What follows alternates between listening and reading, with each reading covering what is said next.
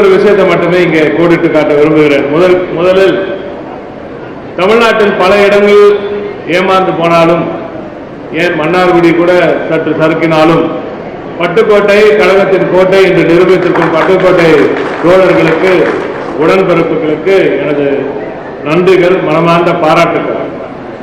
ஆனால் இப்போ அண்ணெல்லாம் சொன்ன பிறகு நாங்கள் இப்போ ஒரு சில நேரத்தில் இந்த சட்டமன்றத்தில் நடக்கிற நிகழ்வுகள் எல்லாம் பார்த்த பிறகு முதல்ல கொழுக்கரை பார்த்தாலே எனக்கு வேற மாதிரி அந்த அளவுக்கு டென்ஷன் ஆச்சு. இப்பெல்லாம் பார்த்தா பரவாயில்ல, நீங்க செஞ்சது நல்லது போல இருக்குன்ற மாதிரிலாம் தோணுது. அந்த அளவுக்கு கேடு கட்டத்தனமாக, மிக மோசமாக, மிக மிக அற்பமாக பலர் சட்டமன்றத்தில் இன்றைய ஆளுங்கட்சியினர் செயல்படுவதை பார்த்தால், சிறுபுலத்தனமாக செயல்படுவதெல்லாம் பார்த்தால் மிகவும் மனசுக்கு, உண்மையாக சொல்கிறேன், மிகுந்த வேதனை அளிக்கிறது.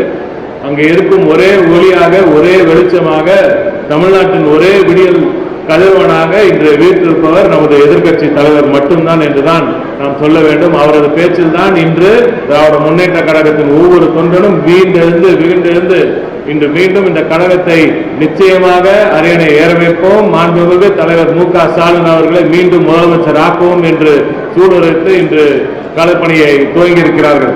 ரெண்டு விஷயம், மணமக்களை நிச்சயமாக வாழ்த்த வேண்டும். மணமக்கள் தலைவர் கலைஞர் அவர்கள் போலவும், அவரும் தமிழை போலவும், நமது தலைவர் அவர்களும் உழைப்பை போலவும், நமது எதிர்கட்சி தலைவர் இன்று எப்படி கலைஞராகவும் தலைவராகவும் இருக்கிறாரோ, அவர் அதற்கு ஏற்ப ஆற்றல் நிரம்பியவராக இருக்கிறாரோ அப்படி வாழ்ந்து காட்டி அவர்கள் இந்த குடும்பத்துக்கும் நாட்டுக்கும் பெருமையை சேர்க்க வேண்டும்.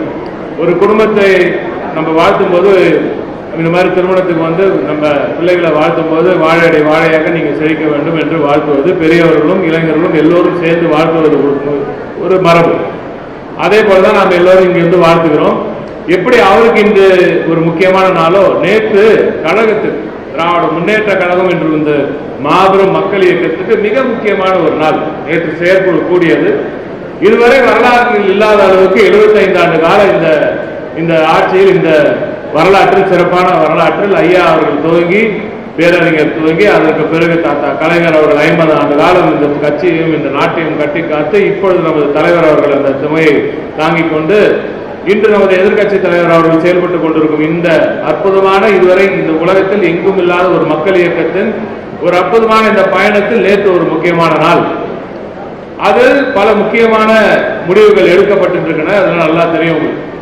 இனிவரும் காலங்களில் இளைஞர்களுக்கும் முதியவர்களுக்கும் இருவருக்கும் சரியான ஒரு மிக்ஸ் நல்லா இருக்கும். இனிமே எல்லாருக்கும் சரியான ஒரு வாய்ப்புகள் மிகப்பெரிய அளவில் நிச்சயமாக வழங்கப்படும் என்று பலரும் சொல்லி ஏற்கனவே வழங்கி கொண்டுதான் இருந்தோம். அதில் எந்த சந்தேகம் வேண்டாம்.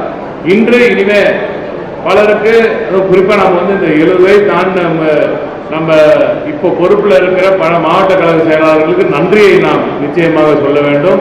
அவர்களது பணி 75 ஆண்டு கால இந்த அற்புதமான இந்த சேவை, அதுதான் இன்று இந்த கழகம் இவ்வளவு ஆழமாக வேரூன்றி நிற்பதற்கான காரணம். எனவே அவருக்கு நன்றிகளை நாம் தெரிவித்துக் கொள்ள வேண்டும்.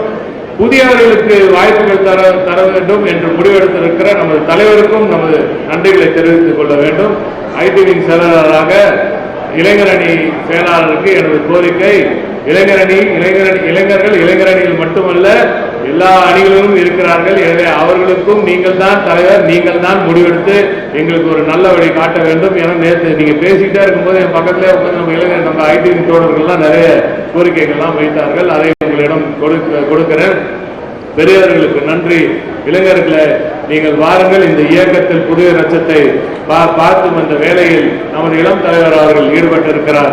அவர் பின்னால் அணிவகுப்போம். தமிழ்நாட்டுக்கு ஒரு விடியல் வரப்போகுது என்றால் அதற்கு ஒரே இயக்கம் திராவிட முன்னேற்ற கழகத்தின் இந்த களப்பணி, இந்த மக்கள் பணியால் மட்டும்தான் வரும். இதுவரை வரலாற்றில் இல்லாத அளவிற்கு வளர்ச்சி. இந்த வளர்ச்சி பத்தி பேசினா அவனுக்கு புரியுதான்னு கூட தெரிய மாட்டேங்குது இப்ப இருக்கிறவங்க. ஆகையாத்தான் அதை பத்தியெல்லாம் பேசுறேன். இப்ப கூட சொல்லிட்டு இருந்தார், சட்டமன்றத்தில் கேள்வி நேரம் இல்லாத ஒரு சட்டமன்றம் இவ்வளவு நாள் இப்பதான் பாக்குறோம். எந்த ஆட்சி வந்தாலும் சட்டமன்றத்தில் சட்டமன்றம் நடக்கிறதா கேள்வி நேரம் நிச்சயமா இருக்கும். நாளையில இருந்து தான் திரும்பி துவங்க போறாங்க. நாளையில இருந்து தான் 5 கேள்வி, அதுவும் 5 கேள்விகள் தான் என்று கூறுகிறார். அப்போ கேள்வி கேட்பதற்கு, கேள்வியை எதிர்கொள்வதற்கு பயப்படும் ஒரு ஆட்சியாக இன்றைய ஆட்சி இருக்கிறது. அது உங்களுக்கு நன்றாக தெரியும். அவர்கள் எந்த இடத்துல பிரஸையே மீட் பண்ணக்கூடாது என்ற ஒரு முடிவோடு இருக்கும் ஒரு ஆட்சி. சட்டமன்றத்திலும் அமைச்சர் பெருமக்களும் முதலமைச்சரும் கேள்விகளை எதிர்கொள்ள தயங்குகிறார்கள் என்றால் அது ஜனநாயகத்துக்கு நல்லதல்ல. இன்னைக்கு ஆனால் கவலை வேண்டாம்.